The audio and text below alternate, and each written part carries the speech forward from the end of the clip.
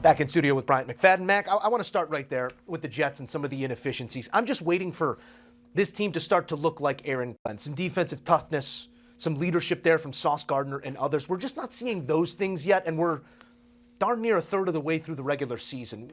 Where do you see the inefficiencies right now? Well, number one, they're not a smart football team. And what I mean when I say a smart football team, a team that create penalties, they will lose ball games. Once again, I saw 10 penalties for the New York Jets for a total of 61 yards. Aaron Glenn has emphasized in his pressers about protecting the football and stop shooting yourself in the foot. You only got two. If you shoot both of them, you can't walk. And that's where the Jets currently stand today. They're not standing because they continue to shoot themselves in the foot with these penalties that make you move the wrong direction. And secondly, they have no identity. In years past, when the Jets have been a bad team, one thing you can count on seeing, good defensive play. Throughout this season, they allowed 30 points, 34 points, 29 points, 27 points today, 37 points. They're allowing 31 points defensively to opposing offenses. So when you play the Jets, before you leave out of the locker room, you can book that you will have 31 points on the scoreboard. Basically, that's where they are. Which in today's NFL is 100 points. Yes. So for Aaron Glenn, he has to find a way to change this culture and instill a new identity, because right now they're becoming homecoming in the National Football League. Yeah.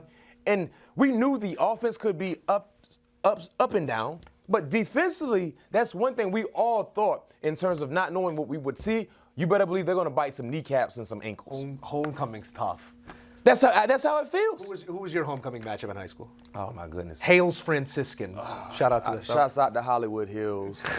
But before we go here, Mac, because it's a performance that the Cowboys needed. Now 2-2-1 on the season after that tie. But I want to talk a little bit more about Aaron Glenn, because it's early in his career as a head coach. His team's not yet responding to him. We're looking at Week 6 against the Broncos. You don't win-loss it before it happens, but that's likely an 0-6 start.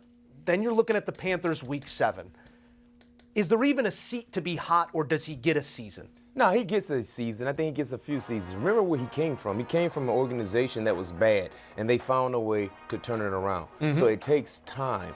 I think in this present NFL culture, we don't utilize patience. When we see a new hire, we instantly want to see the benefits of that said investment. I 1,000% agree with you, but I'm just looking at the schedule.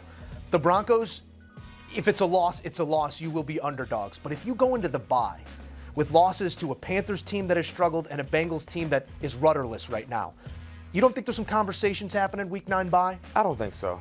Okay. I don't think so. I think even if that's the case, you still want to see how they finish. Respond to the bye. How they finish. Yeah. But those are winnable ball games coming up, before the bye. And you have to find, I thought today could be a winnable ball game.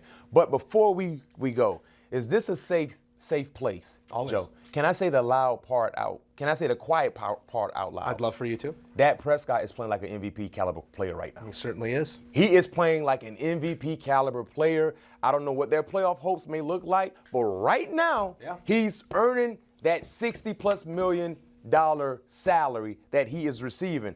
4 touchdowns. I think he has 10 on the year, and he's been able to do it, not getting a lot of help from his defense. Dak Prescott is doing what Dak Prescott is supposed to do, and y'all might not want to say it, but like I said, Joe said this is a safe place, so I said the quiet part out loud. If he does it, he will be the first Cowboy quarterback ever to lead the NFL in passing yards. Never before a man wearing the star leads the league in passing yards, not even that 5,000-some yard season a handful ago, but Dak is back in MVP form and taking care of a Jets team that just can't buy a turnover.